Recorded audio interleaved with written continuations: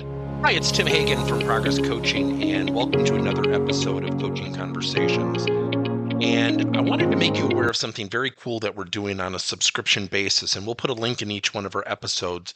But every Wednesday, we're going to be doing what we call an audio podcast workshop. That workshop will be roughly about 14 to maybe 20 minutes per episode, with each month having a theme from a coaching model, using feedback strategically, to coaching self-awareness, and so on.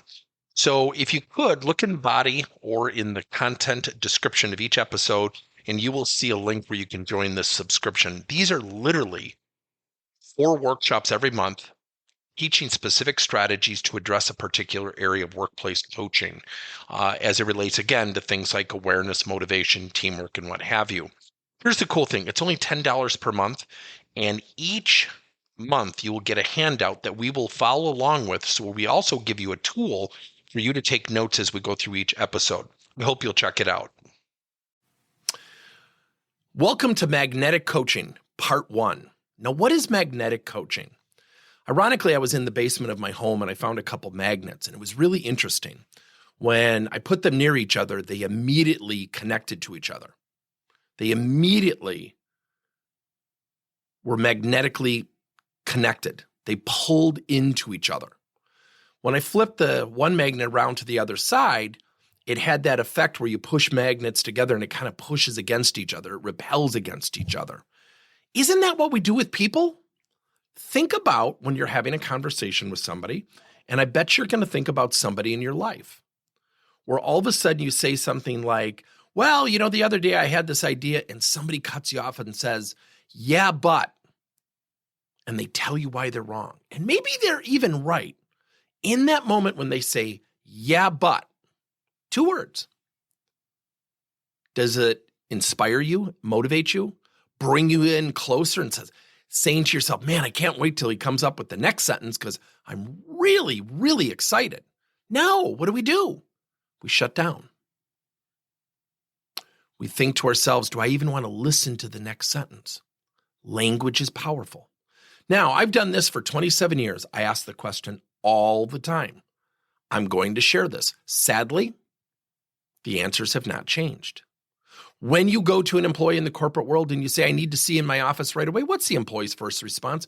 Do you know I've never had a positive response? I typically get, uh-oh, what did I do wrong? I must be in trouble. Am I getting fired? Am I getting written up? Why is that? It's because we have cultivated that as leaders. Now, if you have a team where the leader is constantly calling people into the office, pointing out what they did wrong, using words and language such as constructive feedback, somebody scream to me, to your teammates, to your friends. Does that inspire? No. It pushes people away. See, we are so fixated and so conditioned in our minds, through our eyes, through our behaviors, through our actions, to point out what's wrong. I want to share with you a philosophy of mine that I believe works when it comes to magnetic coaching. I got the nicest note this year where one of my former players, a freshman, bought his father one of my coaching books as a Christmas gift. And I'm like, wow. He said, no, my son really enjoyed your coaching. I've never had a kid do that. Now, when I coach kids in volleyball, and in the past couple of years, I've been helping out the varsity team, the program I actually started. And the program's been wildly successful because we do 2 things. We use fun and positive feedback. That doesn't mean we don't point out what they do wrong or correct them. That doesn't mean it's absolute. See, we're also in this very absolute, literal world. Well, I tried that question. It didn't work. The guy still has a bad attitude. Right. He's been practicing that attitude for 10 years. You and I showing up isn't going to fix them. You don't fix people, you converse with people. And every time we converse, people either say to themselves, consciously or subconsciously, I'm going to walk towards that person or I'm going to walk away from that person. So magnetic coaching, our ability to lead, our ability to coach will have 2 effects. It will pull people in or push people away. Now, I use this as a little bit of humor that I've done for the last 27 years as well. Nobody goes home at the end of the day and their spouse says, honey, how was your day? And somebody says, oh, by the way, neutral. I didn't have a feeling from 8 to 5. It was awesome. It doesn't happen that way. We either have good days or bad days. See, we're very manic. We're very literal. Magnetic coaching is about pulling people in. Help people feel good about getting better. See, when I coached volleyball and when that kid bought his father the book, I've never had that happen. It invigorated me the whole day because I knew I then reached that kid. And the funny thing was, this was one of my better players. I never yelled at the kid, and the kid would get really hyped up on the court. He'd get really, really nervous. And I would crack jokes at him. And I'd say, take deep breaths. And we would literally do breathing exercises during the timeouts. And, other coaches would say, well, you got to tell him to calm down. I said, look, he knows he's like this. What I want him to do is be okay practicing breathing. I said, do you know why he's all hyped up? And I had a guy on my bench say, no. I said, because he's excited and he loves what he's doing.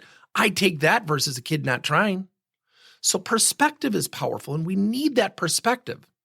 So again, the way we interact with people pulls people in or pushes people away.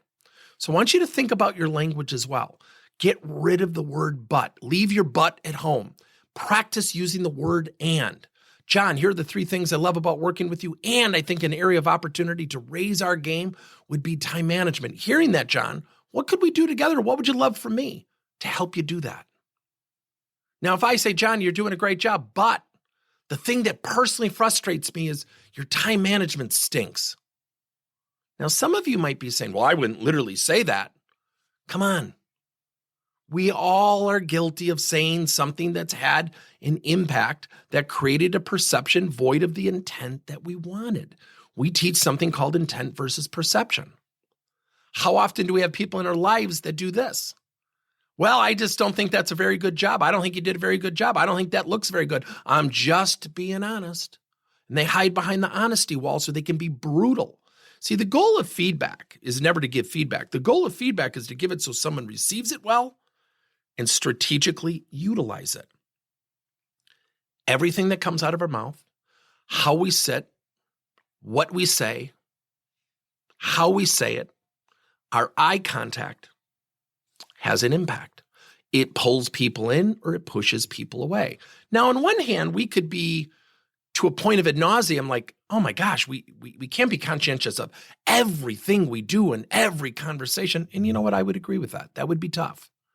Yet when we're working with our employees, positive language, we share opportunity, perspective, fantastic, great, tremendous. And if you get rid of the word but and you use the word and, you will notice a huge difference because now people will be walking towards you and not away from you.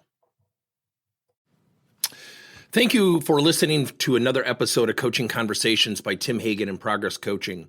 Now, our company is always coming out with new and innovative solutions to help leaders coach their employees. And recently, we just created a new service called Coach to You, where leaders can pick and choose topics and assign 7 to 21-day programs for employees to learn and, more importantly, apply actions and then reflect and share what they're going to do going forward as a result of the learning. It's called Coach to You. We're literally bringing coaching to your employees. If you're intrigued, we'll have a link in each one of our episodes where you can get more information. And again, thank you so much for listening to another episode.